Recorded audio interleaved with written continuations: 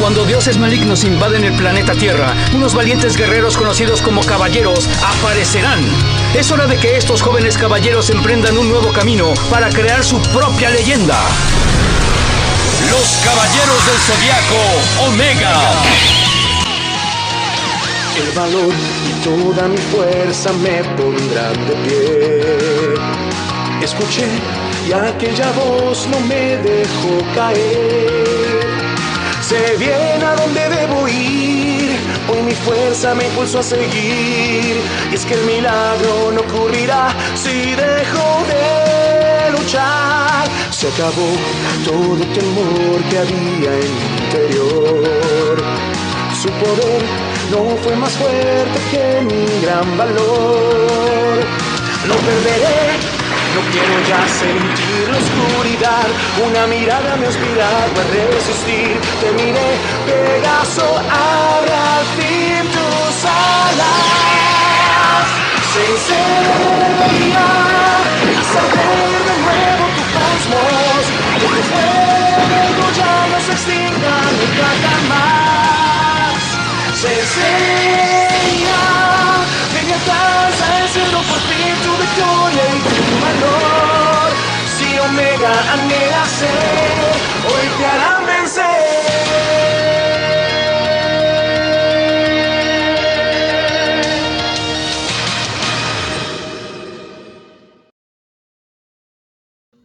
Y así, por fin veríamos cómo Marte, tras conseguir el cetro de Atena y la energía de Aria, se dispondría a usarla para por fin concentrar toda la energía del planeta directamente en la Torre de Babel, para manejarla a su antojo y comenzar a crear su gran obra maestra, la cual le ayudaría con su objetivo de crear un nuevo mundo, para gobernar a su antojo. Así, con esa misma energía y ayuda de los restos del santuario, se crearía una colosal estructura, llamada las 12 Casas de la Guerra. Mientras Marte agradecía a la difunta Aria por haberle dejado todo aún más fácil para su cometido, mientras en lo profundo de la cima de todo Edén se sumía en una indescriptible tristeza, recordando una y otra vez la muerte de su amada, y a cierta distancia más arriba de la Torre de Babel, donde empezaban las escaleras de las nuevas 12 casas, las burbujas de Cosmo dejaban a los jóvenes santos de bronce, siendo Koga quien se encontraría desmayado, remembrando todos los momentos que pasó al lado de su querida hermana hasta su sacrificio, siendo despertado por Yuna, quedando muy confundido e intentando asimilar lo que había vivido hace unos momentos, preguntándole a sus decaídos compañeros lo que había sucedido y dónde estaban, a lo que Yuna le respondería que Aria usó sus últimas fuerzas para crear esas burbujas de Cosmo y llevarlos hasta ahí. Sin embargo, no sabe qué es ese lugar, a lo que Kagajo agregaría que de seguro eso es lo que Marte quería crear, el nuevo santuario de la guerra y la discordia, mirando con pesar a Koga, pidiéndole perdón por no haber podido ayudarle a protegerla, y que de haber confirmado desde hace mucho que Aria era de verdad la niña que se llevó Marte y su prima, hubiera hecho más por evitar que sufriera tanto, pidiéndole nuevamente perdón. Mientras Ryujo iba y tocaba el hombro de su compañero para tranquilizarlo, y los demás le daban una gentil sonrisa, comenzando a hacerle preguntas sobre su relación con Marte, Iki y otras cosas. Sin embargo, Koga estaría en un pequeño trance, asimilando la muerte de su hermana y estando a punto de caer nuevamente en un gran hoyo de depresión. No obstante, una voz proveniente desde lo más profundo de su ser le diría que debe pelear, despertando en él un sentimiento de ira, con ganas de pelear y matar, lo que lo haría levantarse y comenzar a subir por las escaleras, mientras Yuna le preguntaba a dónde iba, a lo que éste le respondía que ya no es digno de ser un caballero, ni de tener la confianza de todos, ni de su propia constelación, así que irá a recuperar ese honor y cumplir con la venganza de su hermana. Mientras todos se veían unos a otros y decidían seguirlo, pensando en darle algo de espacio a su amigo, comenzando a subir hasta que llegarían, descrito por palabras del mismo Kagajo, a la primera casa, la casa de Aries. Pero sin importar nada, Koga intentaría seguir avanzando, pero una voz lo detendría, diciéndoles que los estaba esperando, invitándolos a adentrarse en el nuevo santuario que creó Marte y en las nuevas 12 casas de la ruina. Mientras en la cima de estas, la bruja Medea, por orden de Marte, activaba el reloj de la ruina, y ante tal acontecimiento, el caballero de la casa de Aries les explicaría que ese reloj marca un total de 12 horas, las cuales son un tiempo que le queda de vida a la Tierra, y que cuando ese tiempo termine, la Tierra será destruida, procediendo a usar su cosmo para ilustrarlos sobre tal acontecimiento, viendo cómo la energía acumulada serviría para atraer al planeta Marte, y que al igual que al derrotado dios Emo, intentaría bloquear la luz del sol para que la Tierra se sumiera en oscuridad, y así el planeta rojo se convirtiera en el nuevo mundo. Y así, finalizando la explicación, el caballero dorado les cuestionaría sobre qué harían ahora que conocen toda la situación a la que se enfrentarán, para al instante Koga, lleno de ira, lanzarse al ataque, diciendo que solo debe acabar con cada uno de los caballeros dorados y llegar a la cima con Marte para acabar con todo eso, lanzando los meteoros de Pegaso. Pero estos no tendrían ningún efecto más que la sorpresa del caballero dorado, que le diría que hacía años que no veía esa técnica y le trae mucha nostalgia. No obstante, viendo que alguien tan débil como él usa esa técnica, le da vergüenza, usando su cosmo para regresarla y al instante darle un ligero golpe en el estómago, mientras le decía que esa valentía y determinación serán fundamentales para que puedan avanzar, así que no las olvide, mientras Koga confundido le preguntaría si es que no se supone que es su enemigo, pero le respondería que sus pequeños hermanitos son realmente ingenuos, ya que él es uno de sus aliados, el nuevo reparador de armaduras de esa era y heredero de la armadura dorada de Aries, el gran Kiki de Aries, dejándolos a todos asombrados ante tal revelación, mientras Soma le preguntaba si entonces él era el dichoso maestro de Raki, y Kagajo si de verdad era ese Kiki, el que su padre le habló una vez. Así este les diría que se alegra de que ya lo conozcan, no obstante no hay tiempo, así que irá al grano, ya que con esas armaduras tan dañadas no podrán seguir luchando, pidiéndoles así que se las quitaran para poder repararlas, asombrando y alegrando a los jóvenes por la ayuda. Pero Koga le preguntaría si es necesario, ya que como dijo tienen poco tiempo y repararlas podría tardar mucho, pero Kiki le respondería que no tardará más que una hora, ya que de no hacerlo sus cuerpos no resistirán los ataques de los demás caballeros dorados sin la protección adecuada y acabarán muriendo, así que a regañadientes Koga terminaría aceptando, y una vez estando las armaduras frente a Kiki, Ryujo daría un paso y se ofrecería para darle sangre, mientras los demás asustados le preguntaban qué estaba haciendo, por lo que este les diría que una vez oyó que las armaduras requieren de sangre para repararse. Es por eso él, que no pudo ayudarlos tanto en la destrucción de las ruinas, quiere ofrecer su sangre a sus armaduras, pero Kiki lo detendría, diciendo que tiene razón y para repararlas requiere de polvo estelar y sangre, ya que las armaduras están vivas y requieren ser revividas, pero ellos están a punto de enfrentar una gran batalla sin igual, así que no puede permitir que desperdicien sus fuerzas. Así que Yuna le preguntaría cómo lo haría entonces, para ser interrumpido por una voz del fondo del templo de Aries que les diría que para eso están ellos, apareciendo desde el fondo Makoto, acompañados por Habu y otras dos personas, sorprendiendo y alegrando a los jóvenes caballeros de volver a ver a Makoto, y Soma a Habu, mientras Haruto preguntaba quiénes eran las otras dos personas, presentándolas Makoto como la caballero de bronce Yune de Camaleón y Jacob, el caballero de bronce de Cisne, sorprendiendo a todos.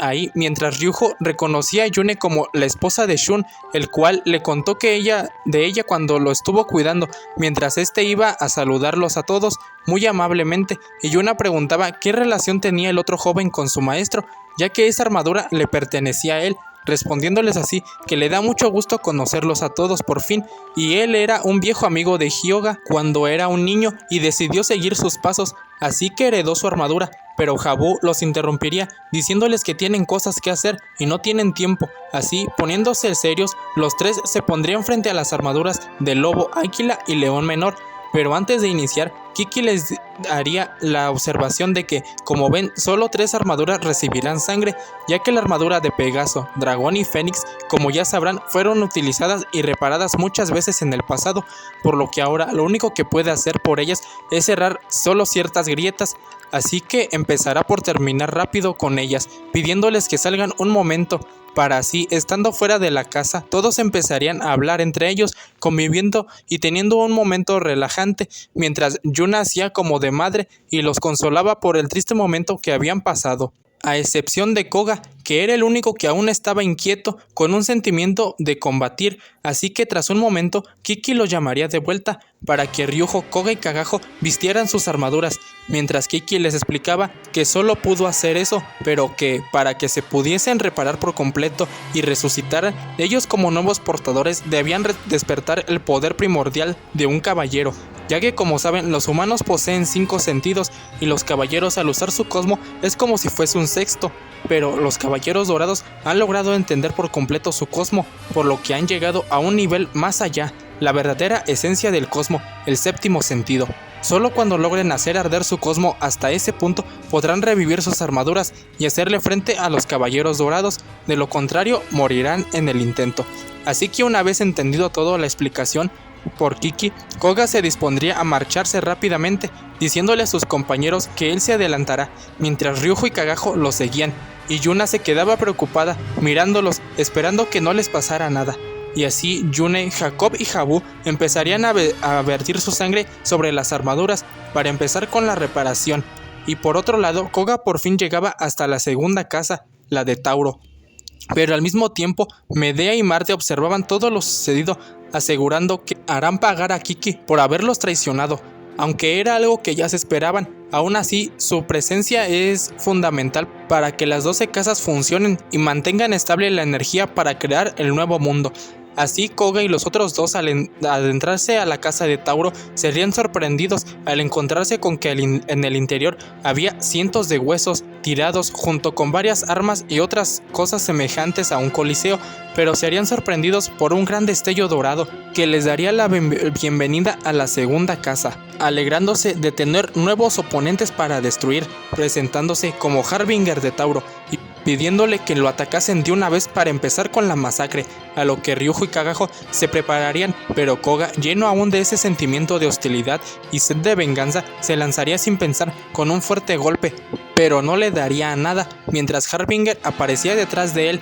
mandándolo a volar, por lo que Ryujo y Kagajo se dispondrían a atacar, pero al igual serían esquivados con facilidad, mientras Koga volvía a ponerse en pie, pero antes de reaccionar, Harbinger lo atacaría con su técnica embestida oscura, con la que le propinaría varios golpes fulminantes a Koga, por lo que, para ayudarlo nuevamente, sus amigos irían a atacar, pero serían recibidos con la misma técnica, causándoles un gran daño, mientras en la casa de Aries, Kiki al fin terminaba de reparar las armaduras para los chicos, procediendo a usarlas, desprendiendo un gran brillo y poder, dejando a estos sorprendidos por tal cambio, pero Kiki quedaba muy agotado debido al sobreesfuerzo para reparar más rápido las armaduras, y por otro lado, los gladiadores de rango más bajo comenzaban a llegar para castigar a Kiki por su traición. Así que Yuna y los demás se dispondrían a pelear, pero Jacob les diría que ellos estaban ahí para encargarse de esas pequeñas cosas y el deber de ellos es cruzar las 12 casas.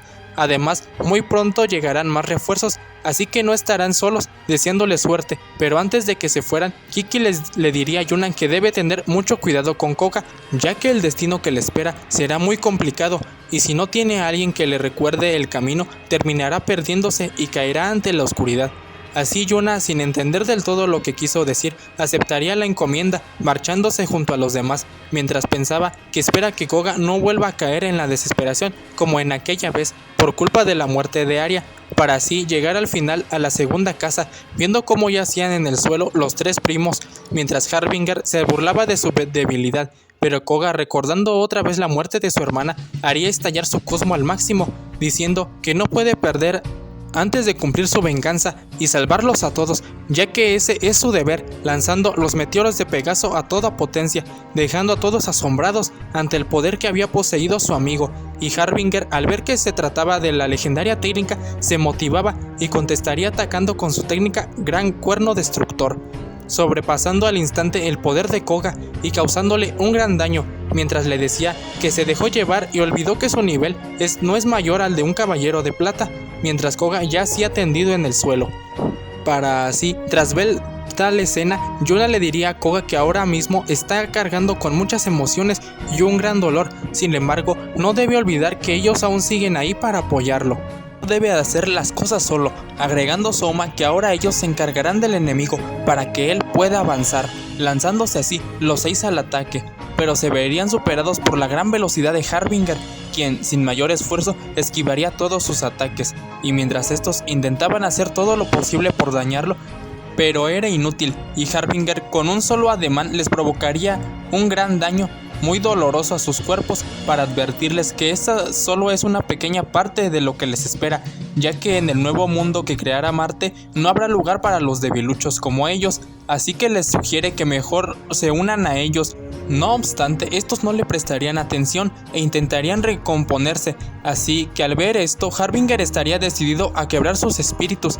hasta que cayeran en la desesperación, lanzando contra ellos su cuerno destructor, pero a pesar del gran daño recibido, estos volverían a ponerse en pie, agradeciendo a Kiki y a los otros por reparar sus armaduras, ya que hubieran muerto con esos ataques, y mientras esto sucedía, Eden caía en una insufrible tristeza, preguntándose por qué el destino le arrebató a la persona que más amaba. Y volviendo con la batalla, Ryujo les comentaría que los caballeros dorados se mueven a la velocidad de la luz, por lo que sería muy difícil esquivar sus ataques, pero Kagajo le diría que él es el único que tiene la fuerza para resistir o dañarlo, ya que estuvo entrenando y enfrentándose varias veces con Ban del Leo, así que les pediría que le abrieran una brecha para que pudiese atacar, aceptando todo su plan y yendo a atacar a Harbinger, siendo Haruto quien usaría su técnica ninja para crear varios clones, así intentar distraerlo, pero Harbinger sin esfuerzo los atacaría con su cuerno colosal, mandándolos a todos a volar por el gran impacto, mientras se burlaba de ellos, por ser tan débiles e ingenuos de haber entrado ahí sin conocer sus verdaderas fuerzas, comenzando así a contarles cómo obtuvo su gran poder. Siendo que, a diferencia de ellos, que nacieron rodeados de amor y felicidad, él creció en el bajo mundo, donde su vida siempre se veía amenazada, hasta que un día, por la desesperación de sobrevivir, despertó un gran poder que le ayudó a derrotar a cualquiera, convirtiéndose en su razón de ser, ya que si la vida le había dado una vida tan horrible, él le causaría el mismo sufrimiento a todos aquellos que se creyeran más fuertes y gozaran de la felicidad. Así que peleó y peleó sin descanso, destruyendo a todos sus oponentes, convirtiéndose en su mayor satisfacción, hasta que un día conoció a los caballeros, específicamente a Geki de Tauro, quien vio su potencial y lo invitó a entrenar para convertirse en el verdadero caballero de Tauro, ya que él solo era un sustituto, y fue así como él aceptó, para poder ser el más fuerte y poder seguir destruyendo todo. Pero tiempo después, un tal Ionia de Capricornio lo llevó ante Marte, quien con solo ver su presencia rompió por completo su espíritu de lucha. Esa fue la primera vez que de verdad sintió terror, y no tuvo más remedio que aceptar su poder oscuro para trabajar bajo sus órdenes, a cambio de que él pudiera seguir destruyendo el espíritu de todos los que deseara. Así que, en conclusión, el poder lo es todo, y si no lo posees, no eres nada. Así que les preguntaría qué hay de ellos, si es que de verdad no eran más que unos niños mimados a los que les regalaron las armaduras y no tienen poder propio, para así todos levantarse con esfuerzo y reclamarle que ellos aún no están derrotados, además de tener que cumplir con la misión y promesa de proteger el mundo. Pero Harbinger, molesto, les cuestionaría cuál es el caso de esa misión si no tienen la fuerza para hacerlo, y por otro lado, ese mundo no es más que una basura, así que ¿para qué levantarse? Así que Yuna, llena de determinación, le respondería que aunque él vea la vida de esa forma, no todo es malo, y es verdad que hay mucho sufrimiento, destrucción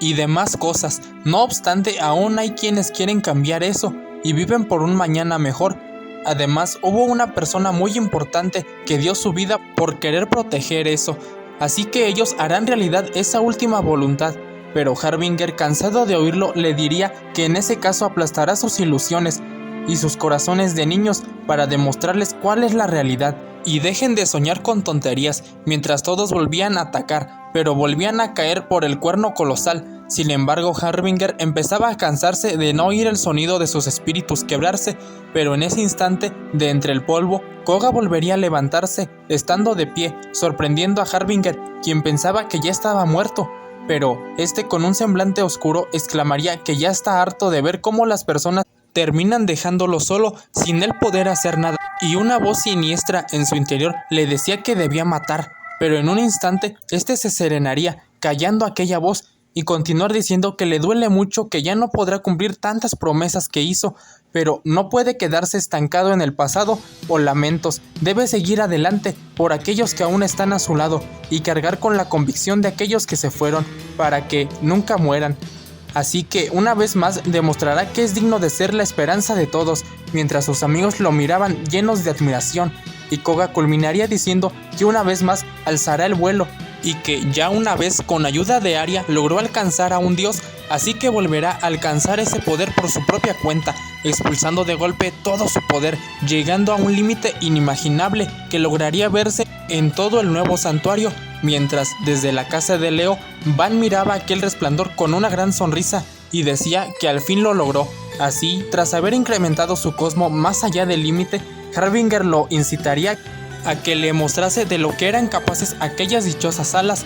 lanzándose Koga al ataque, comenzando un feroz combate donde por primera vez este lograría defenderse de Harbinger, a la vez que este le pedía que lo diera todo, y Koga en respuesta se prepararía para lanzar su técnica más poderosa, diciéndole que pelearían hasta la muerte, pero justo entonces Harbinger en sus pensamientos diría que está muy cerca de alcanzar su verdadero poder, además de que le debe una a su maestro, así que saldará su cuenta, cruzando sus manos y apuntando hacia los demás, por lo que, al darse cuenta, Koga se pondría frente a sus amigos para protegerlos, y Harbinger exclamaría que le muestre que puede darle una batalla decente, lanzando el gran cuerno, y Koga sus meteoros de Pegaso, chocando ambas técnicas, quedando muy parejos. No obstante, Harbinger en un instante alzaría aún más su poder, provocando un gran resplandor en todo el santuario. Para tras disiparse todo, Koga vería que no tenía daños, pero tampoco se encontraban sus amigos, y Harbinger le diría que los envió muy lejos de ahí con ayuda de su gran poder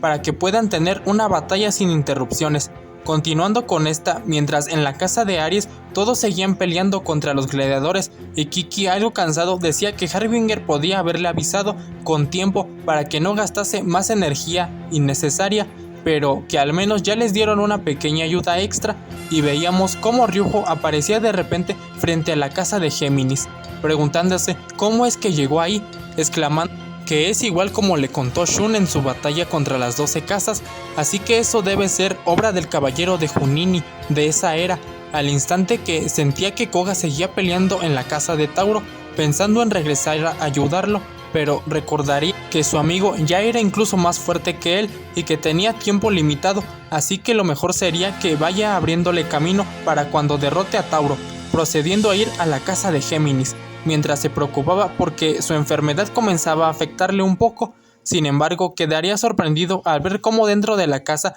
estaba ambientada como el cuento de Alicia en el País de las Maravillas, con animales parlantes, incluso que lo guiarían hasta una mesa de té, mientras el caballero de Géminis hacía acto de presencia, alegrándose de ver a Ryujo, presentándose ante él como la caballera dorada de Géminis Paradox, dejando sorprendido a Ryujo al ver que ésta no llevaba ninguna máscara, mientras ésta le hacía la pregunta si sabía qué pasaba cuando un hombre veía el rostro de una mujer caballero.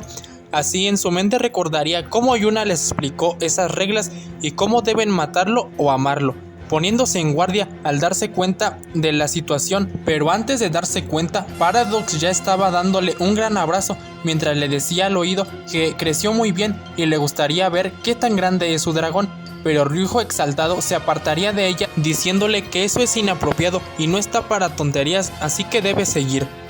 Pero Paradox daría un chasquido usando telequinesis para sentarlo en una de las sillas, diciéndole que se refería al tatuaje de su espalda y le gustaría que tomara un poco de té para hablar un poco, aceptando a regañadientes, mientras Paradox le expresaba que se encontraba muy feliz de volver a verlo, llamándolo por su nombre, lo que sorprendería a Ryujo, ya que nunca se lo dijo, por lo que ésta le diría que ya lo conoce desde hace mucho, a él y a su padre, siendo que ella admiraba mucho a su padre y fue la razón por la que se convirtió en caballero, contándole que hace ya varios años, cuando ella era una pequeña niña, tenía una amorosa familia con sus padres y una hermana gemela. Sin embargo, sus padres siempre les temieron, ya que ambas poseían un poder muy extraño, el cual les permitía ver el futuro, hasta que un día ocurrió un accidente donde sus padres murieron, pero ellas fueron salvadas por el gran Shiryu, quien las acogió y trató como nadie. Fue así como ella se enamoró de esa gentileza y decidió seguir su mismo camino,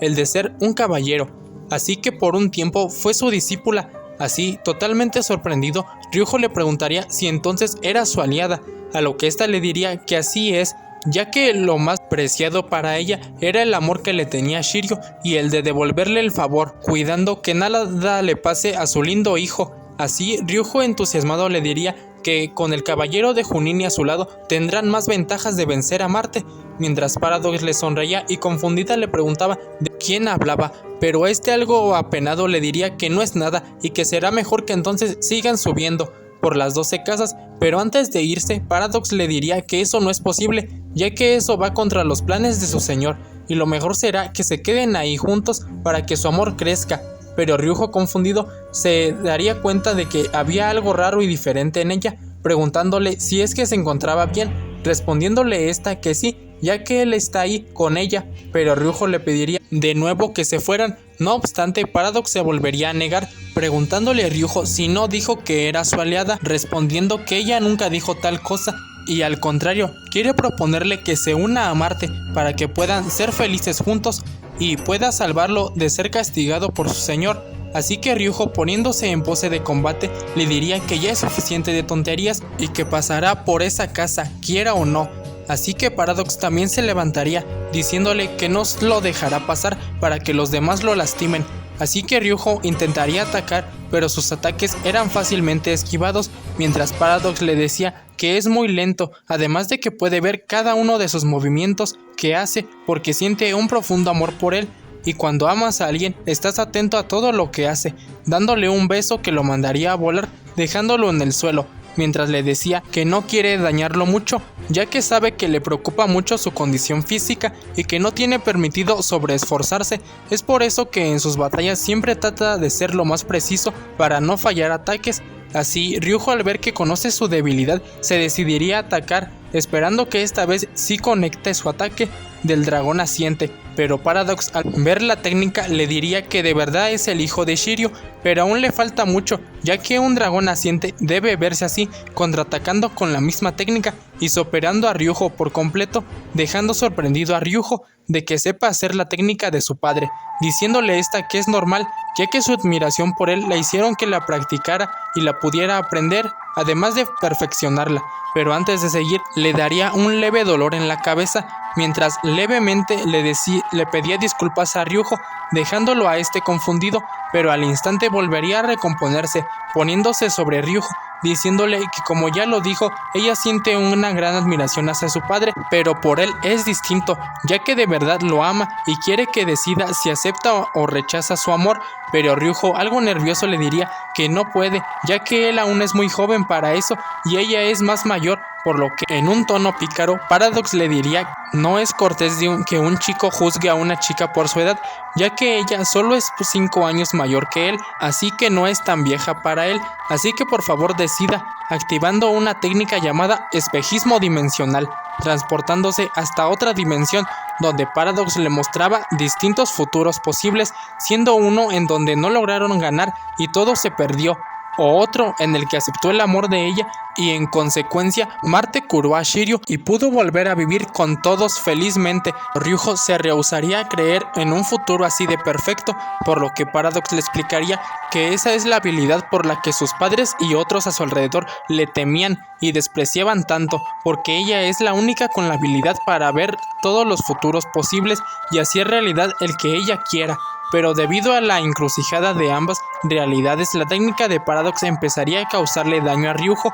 así que ésta aprovecharía el momento para intentar convencerlo, diciéndole que sería muy feliz al lado de ella y podrían ser una familia como siempre lo ha deseado, y así cumpliría el motivo por el que se volvió caballero.